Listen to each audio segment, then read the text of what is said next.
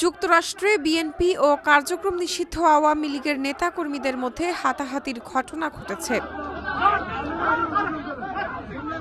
New York শহরের ব্রুকলিনের বাঙালি অধ্যুষিত এলাকায় 15 আগস্ট রাত 9:30টার দিকে এ ঘটনা ঘটে। পরে নিউ ইয়র্ক সিটি পুলিশ ডিপার্টমেন্টের একটি দল এসে পরিস্থিতি নিয়ন্ত্রণে আনে। এ ঘটনায় কেউ আহত হয়নি, গ্রেপ্তারের কোনো খবর পাওয়া যায়নি।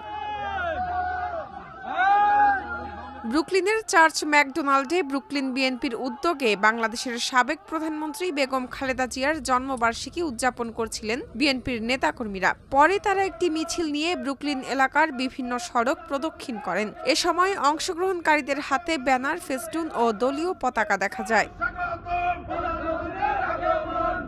একই এলাকায় কার্যক্রম নিষিদ্ধ আওয়ামী লীগের উদ্যোগে শোক দিবস পালন করছিলেন দলটির নেতাকর্মীরা। নারায়ণগঞ্জের সাবেক সংসদ সদস্য শামীম ওসমান সহ দলটির আরও 2 জন জাতীয় পর্যায়ের নেতা উপস্থিত ছিলেন সেখানে। বিএনপির মিছিল ও স্থান দিয়ে যাওয়ার সময় দুই পক্ষের মধ্যে প্রথমে কথা কাটাকাটি হয়, পরে তা হাতাহাতিতে রূপ নেয়।